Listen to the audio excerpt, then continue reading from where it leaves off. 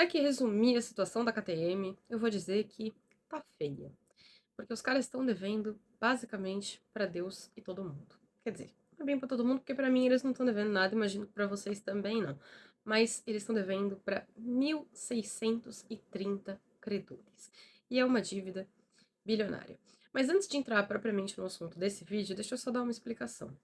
Eu tô sumida tem um tempão e, como vocês devem ter reparado, a minha voz não tá exatamente no normal dela.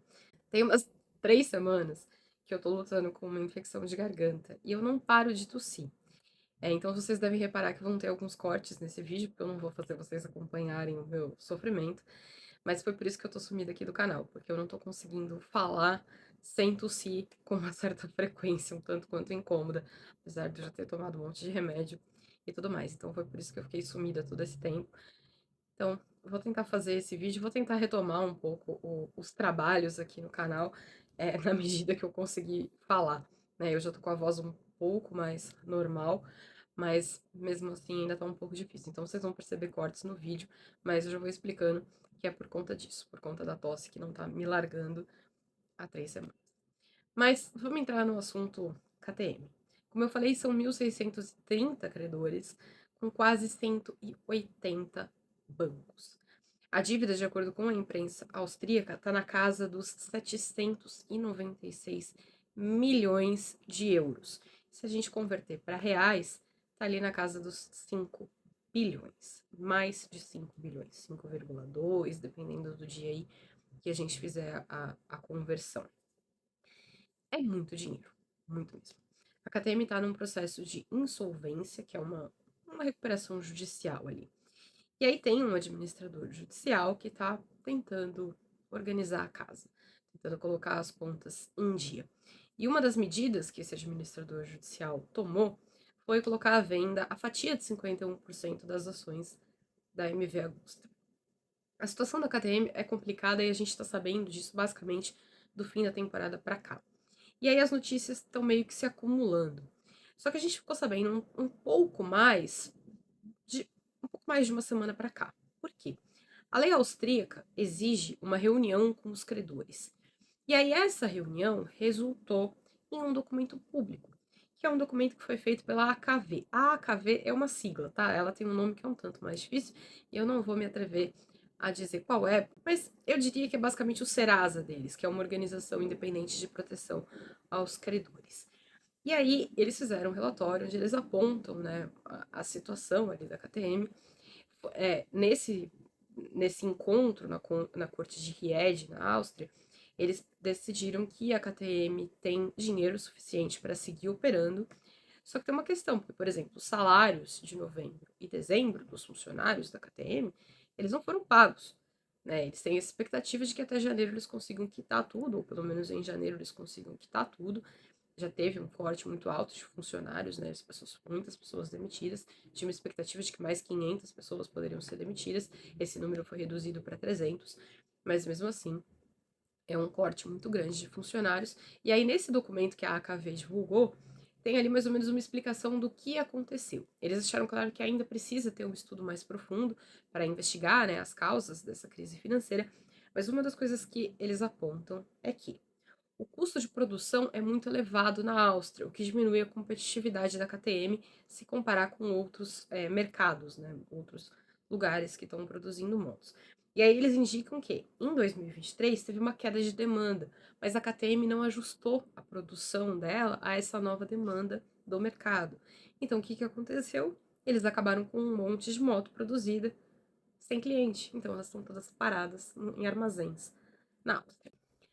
Além disso, eles apontam que a KTM fez investimentos altos nos últimos 2 anos, e esses investimentos foram feitos via empréstimo, tá aí esse monte de dívida que eles têm com bancos.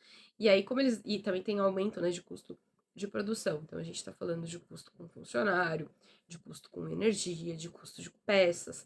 E isso tudo não ajudou, como não está vendendo tanto quanto esperado. Teve aumento no custo de produção, as coisas foram se acumulando, e aí a situação ficou ruim. Só que tem um porém que também está nesse documento da AKV. O administrador judicial apontou alguns caminhos para sanar essa crise.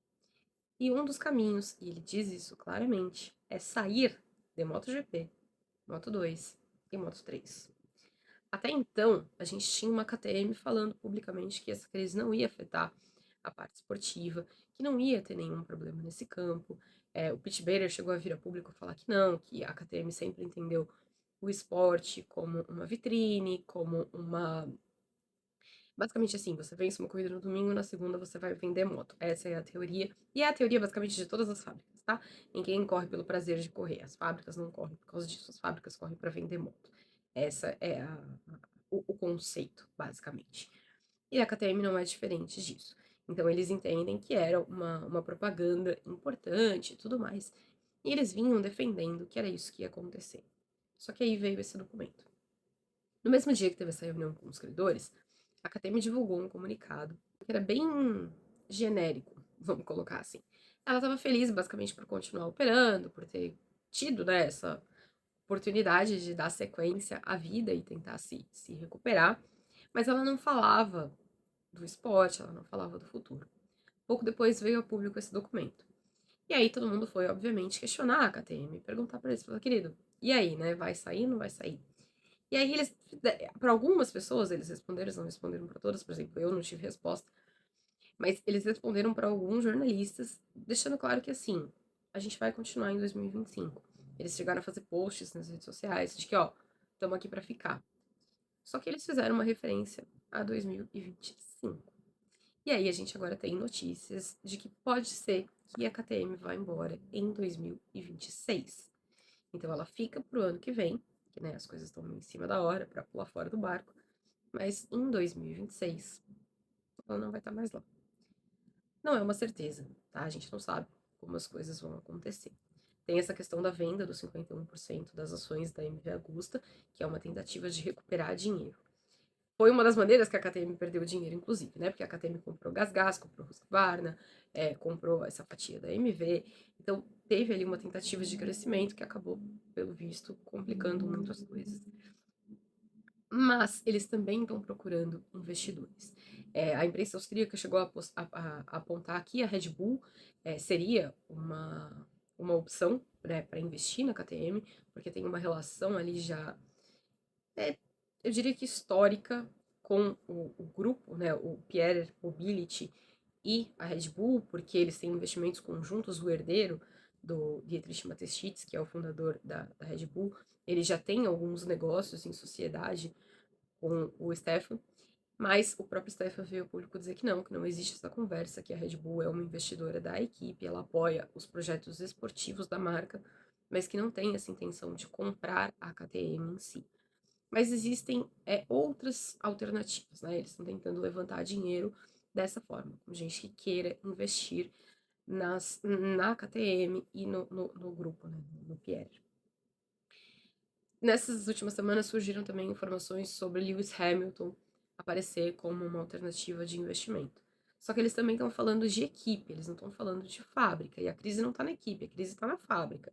Né? A fábrica, a mãe, a produtora, a KTM AG, que é a mãe de tudo ali, né? Que é a indústria KTM. Ela é que está com problema financeiro, não é a equipe. O problema financeiro dela, obviamente, vai afetar a equipe, mas não é a equipe que está em crise. É pior o problema. Se fosse só a equipe, acho que seria mais fácil de sanar.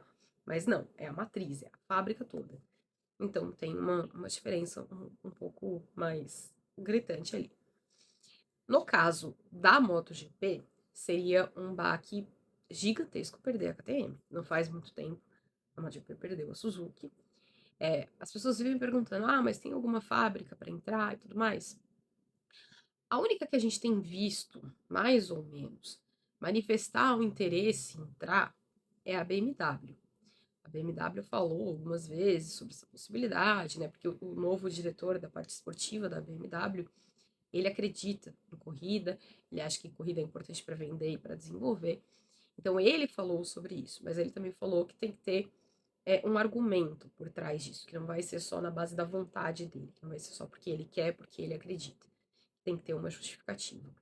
Então, por enquanto, o que a gente tem é só, assim, essa vontade dele. A gente não tem nada muito efetivo para dizer, ó, a KTM vai voltar. Ah, teve também uma declaração da Suzuki falando voltar para corrida. Você vai apostar? Eu não vou. não vou porque a Suzuki saiu outro dia. Outro mesmo. E assim, eles falaram em voltar pra correr, não falou exatamente vou voltar a correr na MotoGP. Então assim, né, acho que no caso Suzuki também, um pouquinho de pé atrás. Kawasaki, não vejo interesse. Então, assim, a gente não tem ninguém efetivamente falando assim, ah, olha, vou voltar, vou assumir o lugar da KTM. Seria uma perda importante. Tem um contrato vigente com a MotoGP, né? Então, para eles saírem também, o contrato é válido para 2026. Eles também vão acabar perdendo uma grana aí se eles tiverem que sair em 2026. Então, tudo aí vai ser uma questão bem negociável. Agora, a questão dos pilotos vai ser um complicador importante, porque no momento eles estão com 4 pilotos contratados diretamente pela KTM, e esses 4 pilotos não vão ter como se recolocar. Não vão. Porque assim, a gente pode supor que a Tech 3 consiga um outro fornecedor. Então ela pode se aliar à Honda, Yamaha, Ducati, Aprilia, quem quer que seja. E continua no grid. Salvo 2 vagas. Mas vão ter 2 ali que vão ficar numa situação complicada. Ah, a gente tem algumas vagas abertas no grid, é verdade. Poucas, muito poucas. Mas a gente não tem tantos lugares assim. E a gente não tá falando de pilotos ruins, né? Do quarteto da KTM, a gente tá falando de Brad Binder, a gente tá falando de Pedro Acosta, a gente tá falando de Enea Bastianini e a gente tá falando de Maverick Vinhares. Enea Bastianini, nesse momento, deve estar pensando aonde eu amarrei meu bonde, né? Porque ele era um piloto que teve a oferta da Aprilia e ele fez essa escolha de ir para a KTM. A mesma coisa o Vinhales, né? O Vinhales, no momento em que o Alex Espargaró decidiu pela aposentadoria, o Vinhales era meio que o herdeiro natural, né? De, assim, o experiente dessa equipe. E ele optou por ir embora. Então, hoje, no elenco todo ali da Aprilia, o único cara que efetivamente conhece a RSGP é o Raul Fernandes. O resto todo é novato. Jorge Martin, Marco Bezek e Ai Ogura, que é literalmente novato. Novato em todos os sentidos, não só em Aprilia. Mas ele também fez essa escolha de ir embora. E agora tá todo mundo ameaçado. O Pedro Acosta, ele deu o que era um passo natural. Ele até então era uma cria da KTM, uma KTM que tinha feito grandes esforços para mantê-lo na casa, especialmente no ano passado. Né, ela insistiu, chegou a ter ali uma sondagem de outras equipes, a KTM insistiu, conseguiu convencer o Pedro a ficar. Então, para o Pedro deixar a Tech 3 e subir para a KTM, era um processo natural. Só que aí nos últimos dias a gente teve declarações do agente dele, o Albert Valera, dizendo que ele não foi informado dessa situação da KTM no momento em que ele fechou o contrato. Dias atrás, ele e o Acosta foram para Mathofen, né, na sede da KTM, para ver como estão as coisas lá, para ver como é que as coisas estão funcionando. Disso, o Valera, que eles saíram de lá mais tranquilos. Mas não sei exatamente quão tranquilos dá para ficar. Porque assim, ele deu essa declaração, o próprio Acosta falou num evento que isso não afeta a gente. Só que aí dias depois veio essa reunião aí na corte com os credores, onde ficou claro que sim, sair da MotoGP é uma possibilidade. Então, o Acosta tem um contrato de 2 anos, assim como o Brad Binder, por exemplo, e eles não sabem se eles vão ter moto para fechar esses 2 anos. Eles não sabem se a fábrica vai continuar lá para esses 2 anos. A KTM também não confirmou exatamente, mas tem muitos rumores de que o desenvolvimento está congelado para o ano que vem. E aí, assim, mesmo que ela consiga sobreviver, a MotoGP vai congelar as motos efetivamente para o próximo ano. Porque, né, não vale a pena você desenvolver uma moto para 2026 se muda o regulamento para 27. Então, até para você conter os gastos, tem ali essa ideia de vamos congelar tudo. Como é que fica a KTM? Porque se ela já não vai desenvolver agora, ela vai ficar muito atrás de todo mundo, né? Ela vai acabar bastante prejudicada. Todo mundo vai começar todo mundo, né? Quem tá no grupo D de concessão vai poder desenvolver. Mas quem não tá vai começar 2025 com uma moto, vai terminar 2026 com essa mesma moto. Mas se a KTM já tá com o desenvolvimento prejudicado, ela obviamente vai começar o ano, né, bastante atrasada. Então o cenário não é bom, não é nada bom. É claro que antes de pensar no esporte e tudo mais, a KTM vai pensar na sobrevivência da fábrica, né? É o negócio dos caras, é o emprego de um monte de gente que tá dependendo disso. E se der para salvar o esporte, beleza. A KTM tem ali um histórico no esporte. Pode ser que na MotoGP ela ainda não tenha conseguido construir nada tão impactante assim, mas a gente tá aí na beirada de começar um Rally Dakar, que é um lugar onde ela fez uma história impressionante. A academia dominou o Dakar por anos seguidos, né, com pilotos diversos ali. Ela teve uma fase ali, Mark Como, Cyril Depré e tudo mais, mas depois vieram outros pilotos que conseguiram também manter esse domínio, um revezamento e tal. Nos últimos anos a gente teve uma mudança ali, uma passagem de bastão, mas mesmo assim é uma marca que tem uma reputação bastante impressionante no off-road. Então, se der para salvar o esporte, bacana. Mas eles vão lutar primeiro para tentar salvar a fábrica, para tentar manter a KTM AG viva. E aí o cenário não é dos mais interessantes no campo esportivo. E é especialmente ruim para os pilotos. Porque a maioria dos outros pilotos, né, estão com um contrato de 2 anos. E se efetivamente acontecer isso, da KTM ir embora no fechamento da temporada 2025, eles vão ter muita dificuldade para se recolocar. Tem algumas poucas vagas, né, que estão abertas. Vai, Franco Morbidelli tem contrato de 1 ano, Sonkia Chantra tem contrato de 1 ano, mas o restante do grid tá numa situação ali basicamente confortável. Acho que o Marini vai estar no último ano de contrato, o Zarco também, né, porque eles fizeram contrato de 2 anos no ano passado. Então, assim, tem muito poucas vagas disponíveis. Então, se a KTM pular fora, a situação dos pilotos vai ficar especialmente complicada. Torcer para não acontecer, né? Porque aí o prejuízo vai ser grande para eles e para a própria MotoGP. Mas é isso. Vim aqui explicar o que está acontecendo com a KTM. Tá devendo para todo mundo. É, que tá devendo até para padaria, para cafeteria. Tem uma dívida. Essas são as informações que a gente tem dos jornais, né? Veremos o que vai acontecer. Alguém aí faz uma aposta? KTM vai, KTM fica, KTM vai embora em 2026 e deixa todo mundo na Rua da Amargura. Me conta aí o que vocês acham e a gente se vê depois. Valeu!